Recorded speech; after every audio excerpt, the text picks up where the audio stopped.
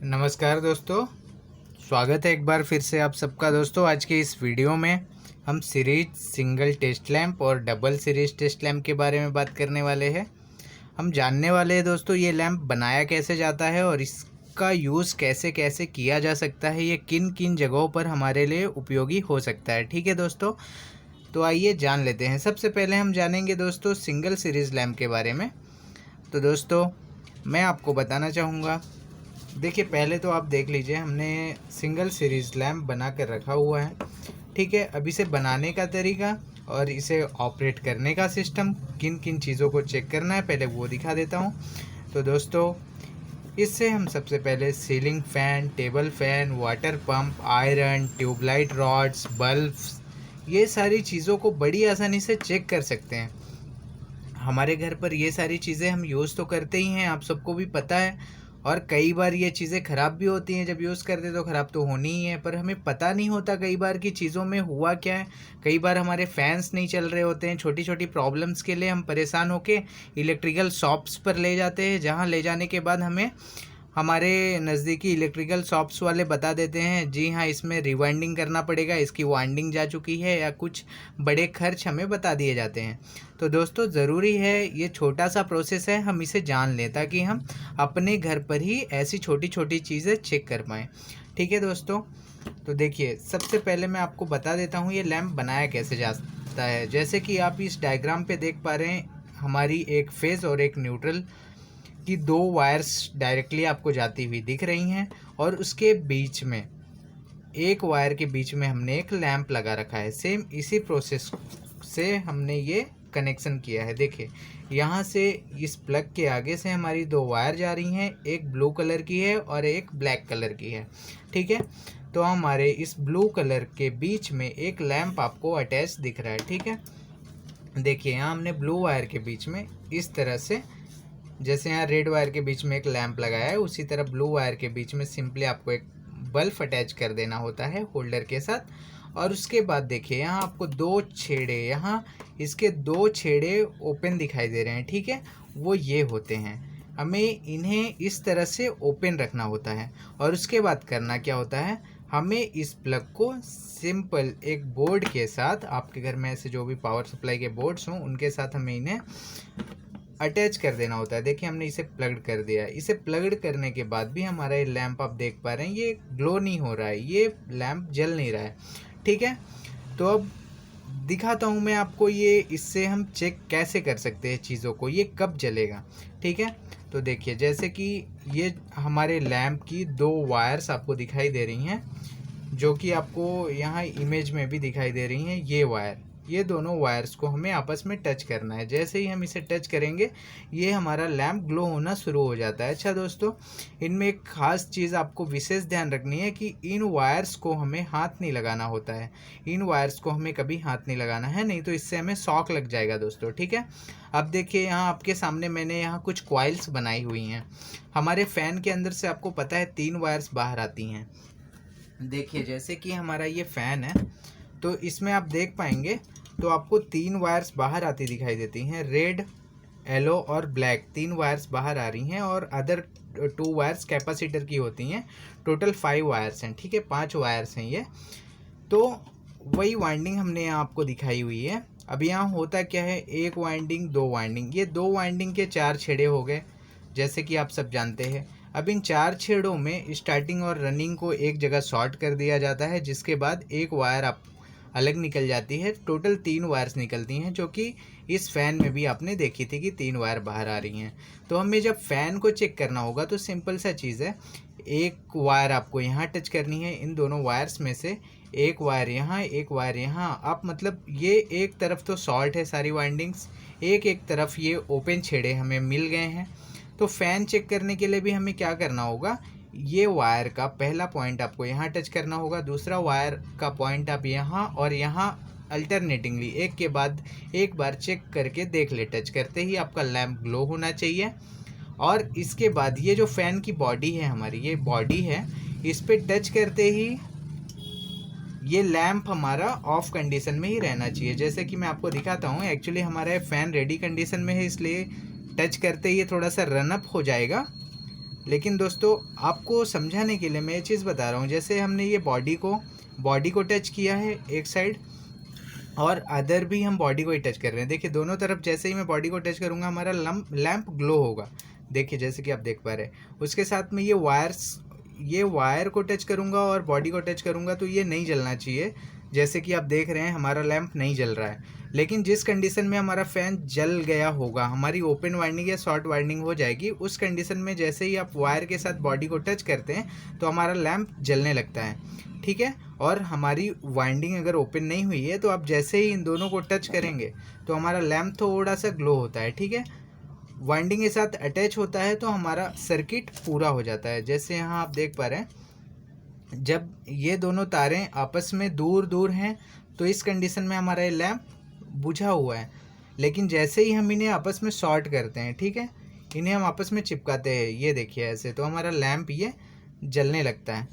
तो उसी तरह होता क्या है, जब इस कॉइल को भी आप एक वायर यहाँ टच करते हैं, एक वायर यहाँ, तो यहाँ तो ये शॉर्ट है, पर कॉइल वाइंडिंग होने की वजह से रेजिस्टेंस बढ़ गया है, जिसकी वजह से हमारा लैंप ग्लो तो होता है, जलता तो है, पर लैंप स्लो जलता है, ठीक है। आशा करता हूँ आप समझ गए होंगे फ़ैन चेक करना। सीरीज सिंगल टेस्ट लैंप से आप फ़ैन को कैसे चेक कर सकते हैं।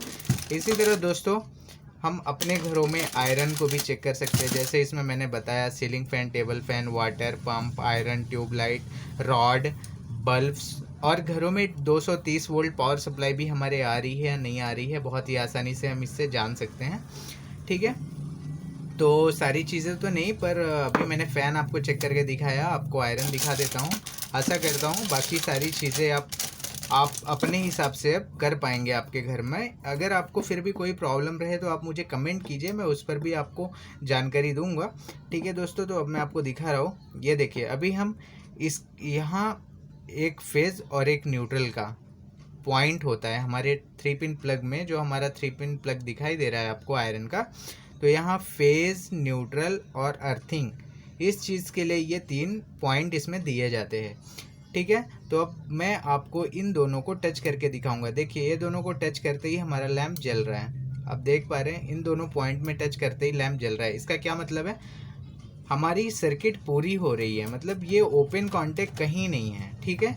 और इसके साथ एक पॉइंट को आप फिर से लगाइए और बॉडी को लगाइए, ठीक है।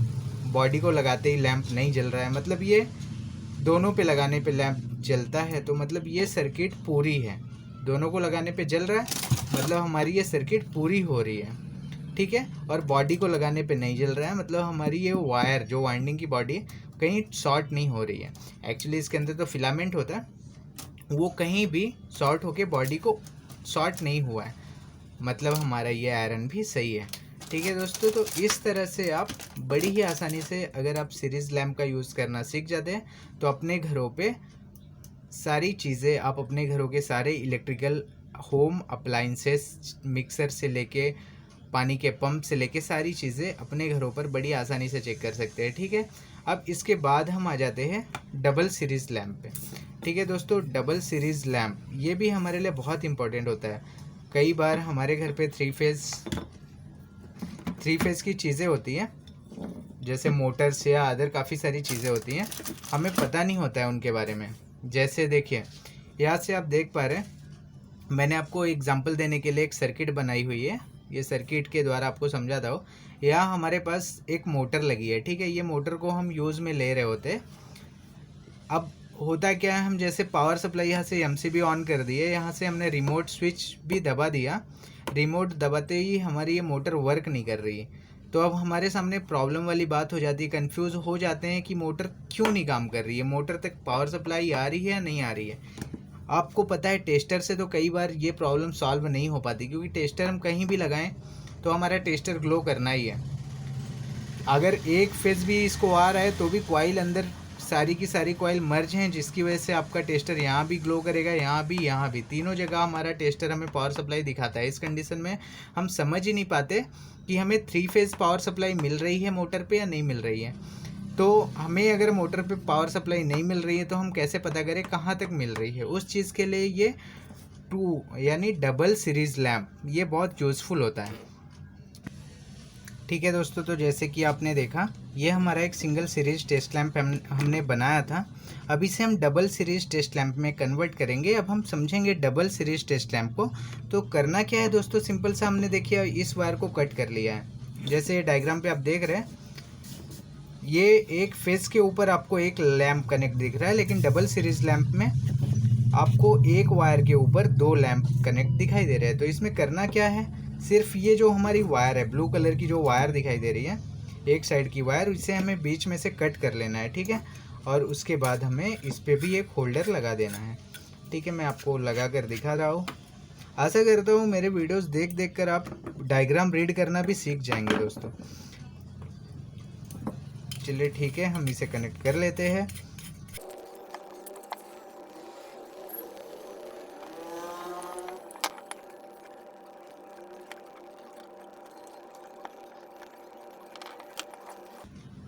ठीक है फ्रेंड्स, एक्चुअली होल्डर का मॉडल काफ़ी अच्छा है। इसे ऊपर से ऐसे पैक किया जाता है, ये वायर्स को इसके अंदर से लिया जाता है जिससे कभी हाथ ना लगे, शॉक ना लगे। काफ़ी अच्छा मॉडल डिज़ाइन किया हुआ है इसकी कंपनी ने, प्लग बनाने वालों ने। लेकिन हम इसमें आपको इसका कवर नहीं लगा रहे ताकि अच्छे से आपको वायर समझ में आए कि हमने कैसे कनेक्शन किया है। आपको कभी अगर घर पे ये बनाना हो, और मैं तो बोलता हूँ आपको बनाना ही चाहिए, तो आप अच्छी तरह बना पाएँ। मेरे इस वीडियो को देखने के बाद आपको किसी और वीडियो की ओर ना जाना पड़े, आप इसमें सब कुछ अच्छी तरह से समझ लें।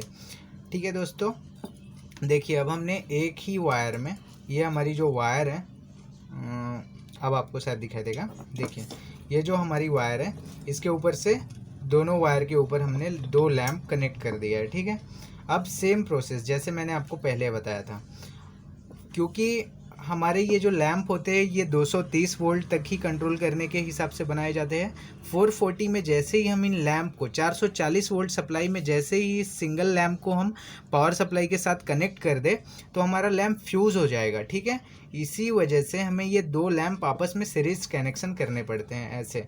अब ये होता क्या है, हमारा 440 वोल्ट डिवाइड हो जाएगा, दोनों में आधा आधा वोल्टेज आधी आधी बढ़ जाती है। अब मेरे पास यहाँ पे 440 वोल्ट तो नहीं है आपको दिखाने के लिए, मैं 230 वोल्ट में ही आपको समझाने वाला हूँ। तो 230 वोल्ट पावर सप्लाई में भी कनेक्ट करने पे क्या होगा, मेरे लैंप पहले जैसे बहुत ज़्यादा ग्लो कर रहा था, ज़्यादा रोशनी दे रहा था, वो डिवाइड हो जाएगा, दोनों हाफ हाफ हो जाएंगे, आधे आधे जलने लगेंगे। ठीक है, मैं आपको दिखा रहा हूँ, आप समझ जाएंगे। ये देखिए दोनों लैंप कितने स्लो जल रहे हैं, एक्चुअली पहले ही काफ़ी ज़्यादा जल रहे थे।